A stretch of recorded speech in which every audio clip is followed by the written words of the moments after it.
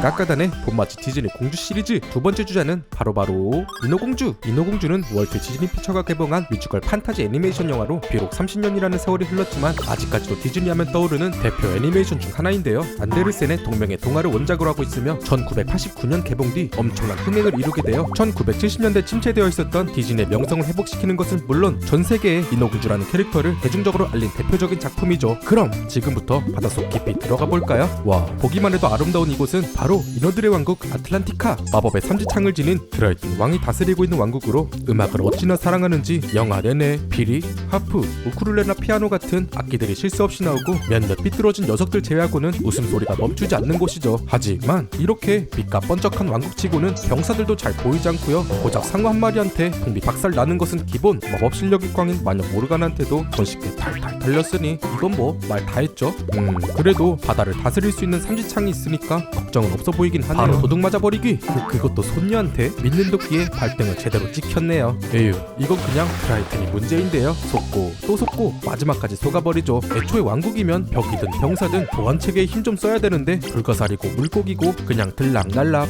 그렇다고 해서 병사가 없는 것은 아닙니다. 이렇게 갑옷을 입은 인어들도 있고요. 일각고래와 돕상어들도 있다고. 이렇게 아니 멋진 왕국을 돌아봤으니 이번에는 주인공을 만나봐야겠죠. 빨간 머리에 천진난만한 표정, 아름다운 목소리를 가진 주인공 에리얼. 디즈니 오리지널 프린세스의 물고기 역할을 맡고 있는 캐릭터로 뭐 인기라고 한다면 입만 아픕니다. 단연 1등. 인어라는 소재도 흥미로운데 노래도 잘하지, 얼굴도 이쁘지, 전에는 볼 수 없었던 다양한 표정까지. 라스트 팡, 사랑의 목숨까지 건답니다. 이야, 이러니 어린아이들이 안 좋아할 수가 없죠. 또한 세월이 흐를수록 이렇게 네 번의 성형을 통해 점점 빛이 나는 외모를 갖게 되었다고. 에리얼의 모티브가 된 인물은 바로 가수 겸 배우인 알리사 밀라노. 머리색만 빨갛다면 정말 비슷한 것 같죠. 빨간색 인어공주의 트레이드 마크라고 할 수 있는데요. 두둥. 사실 에리얼의 머리색은 빨간색이 아니었다. 네, 그렇다고 합니다. 제작 초기 당시 모든 애니메이터들은 에리얼이 금발의 공주님이길 원했었지만 불과 몇 년 전에 개봉한 영화 스플래시 인어와 너무 닮지 않도록 하기 위해 검정색, 갈색, 심지어 보라색과 같은 머리색도 구안했었지만 에리얼의 꼬리 지느러미가 녹색이었던지라 보안색이었던 빨간색으로 최종 결정했다고 합니다. 하지만 당시 공주의 머리색으로는 너무 파격적이었어서 많은 우려와 함께 개봉했지만 초대박. 그렇게 인어공주의 시그니처가 되었다고. 추가로 에리얼의 꼬리 지느러미 색은 디즈니 페인트 연구소에 의해 특별히 혼합된 색상으로 세상에 단 하나뿐이며 이 신비로운 녹색의 이름은 바로 에리얼이라고 합니다.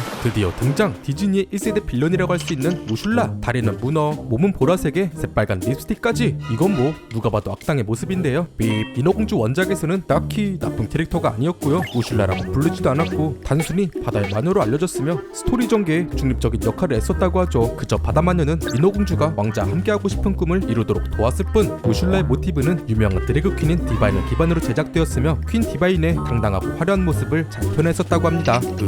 트리톤 왕의 숨겨진 여동생이 우슐라라고요? 그 답은 2006년작 블레넘 에디션 DVD를 보면 알 수 있는데 이 DVD 속에는 공개되지 않았던 삭제 장면을 볼 수 있어 우슐라가 트리톤 왕의 여동생이었다는 사실을 밝힐 수 있었다고 하죠.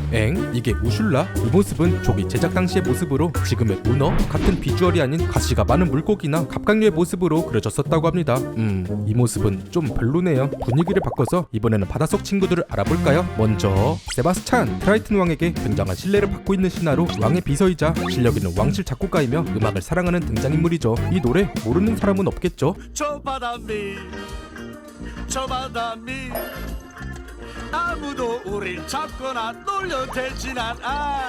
네, 이 명곡은 세바스찬이 처음 불렀다고 합니다. 근데 얘는 바다까지인지 개인지 최근까지도 많은 논쟁이 벌어지고 있었다는데 사건 종결. 디즈니가 나섰습니다. 세바스찬은 바로 자메이카계 레드랜드 크랩이라고 합니다. 에리얼의 단짝 친구 플라운더의 진짜 이름은 구피 넘버 35며 찾을 무늬가 있는 열대 황어라고 하죠. 물속하면 떠오르는 가장 중요한 연출 한 가지, 바로 물거품인데요. 이건 뭐 영화 내내 누구 하나 움직이기라도 하면 거품이 몇십 개씩 생기니 그 시절 디즈니에서는 물거품을 그려줄 인력이 덕없이 부족했었다고 하죠. 구세주 등장. 디즈니는 중국 애니메이션 스튜디오 허시핑님을 고용해 일일이 하나하나 수작업으로 무려 100만 개가 넘는 거품을 끌어냈었다고 합니다. 와, 진짜 인정. 트리톤 왕국은 충분히 살기에 행복한 것처럼 보이지만 글쎄요, 모든 생물들에겐 행복하지 않은 것 같은데요. 인어공주 속 숨겨진 동심 파괴 설정 3가지를 알아보도록 하겠습니다. 첫 번째, 모든 생물들은 공평하지 않다. 이 장면을 보면 세바스찬이 물고기를 타고 다니는 것을 볼 수 있고요. 트라이튼이 공연장에 들어서는 장면에서도 수레바퀴 사슬에 묶인 돌고래를 찾아볼 수 있죠. 두 번째, 끔찍한 먹이사슬, 작중 뮤지컬 언더 더 시가 흘러나오면서 아주 다채로운 바다 생물들이 춤을 추며 노래도 부르지만 삐 현실이었으면 노래를 부르러 온 것이 아니라 먹이사슬 최하층인 세바스찬을 잡아먹으러 온 것일 거라고.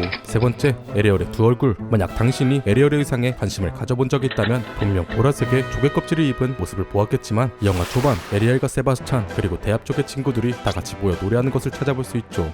에리얼의 의상은 어떻게 된 걸까요? 혹시 이 친구들이 아닐까요? 디즈니하면 빠질 수 없는 이스터에그, 역시나 인어공주에도 곳곳에 숨겨져 있다고 합니다. 영화 초반부 트라이튼 왕의 개막 장면에서는 미키마우스, 구피, 도널드 덕이 군중 속에 숨어있는 모습을 볼 수 있고 바로 옆에는 세서미 스트리트에 등장하는 커밋이 있죠. 누군지 잘 모르시겠다고요? 바로 얘입니다. 커밋. 이뿐만 아니죠. 에리 왕자의 그림들 중에서는 오로라 공주의 초상화도 있으며 관여 카를로타와 신데렐라는 기본적으로 같은 옷을 입고 있다는 이 장면은 우슐라가 계약서를 꺼내는 장면인데요. 바로 여기 미키의 기호를 찾아볼 수 있습니다. 너무 귀여운 거 아닌가요? 화려한 배경, 신나는 음악, 그저 빛, 공주 같지만 사실 고게티 천국이라고 합니다. 에리얼의 팔에 매달린 가방을 자세히 봐주세요. 가방이 없었는데 있습니다. 에리얼의 매직 구두쇼, 구두가 없었는데 있습니다. 로맨틱한 이 순간, 이게 무슨 소리죠? 에휴, 이 녀석 때문에 분위기가 다 깨져버렸는데요. 알고 보면 스커틀의 이 깔깔거리는 소리는 wen새가 다 죽어가는 소리로 우는군요. 퓨트르 1, 2 차이코프스키의 로미오와 줄리엣에 맞춰 발성하고 있는 것이라고 하죠. 에리얼과 헤라클레스는 사촌이다? 그렇다고 볼 수 있다는데요. 제우스가 헤라클레스의 아버지이고 에리얼의 아버지 트라이튼 왕은 제우스의 동생인 포세이돈의 아들이라는 점을 감안하면 에리얼과 헤라클레스는 사촌지간으로 칠 수도 있다고 하죠. 에리얼의 더빙을 맡아주었던 배우 조디 벤스는 실제로 물속에 있는 듯한 느낌을 살리기 위해 음지의 어둠 속에서 목소리 녹음은 물론 노래까지 불렀다고 하죠. 인어공주는 월트 디즈니 애니메이션 스튜디오에서 만든 마지막 셀 애니메이션이라는 사실, 아쉽게도 인어공주를 끝으로 다음 작품부터는 전부 CG가 사용된 애니메이션들로 제작되었다고 하죠. 이로리 구석작들의 연이은 실패, 오죽하면 시리즈가 존재하는지도 잘 모르는 사람들이 태반이라고. 사실 저도 잘 몰랐다는.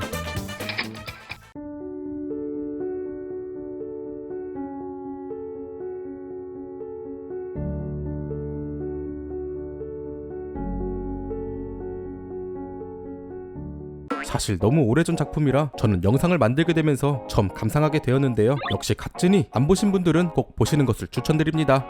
개인적으로 인어공주 2탄과 3탄은 조금 별로. 인어공주의 50가지 TMI 재밌게 보셨나요? 재밌게 보셨다면 댓글로 고고싱, 좋아요와 구독도 고고싱, 알람도 잊지 않으셨죠? 잠깐, 아직 인사이드아웃의 50가지 TMI를 안 보신 분들은 여기를 눌러주세요. 매주 깎아당 커뮤니티에 애니메이션 투표를 진행하니 많은 참여 부탁드리겠습니다. 그럼 다음에 또 봐요.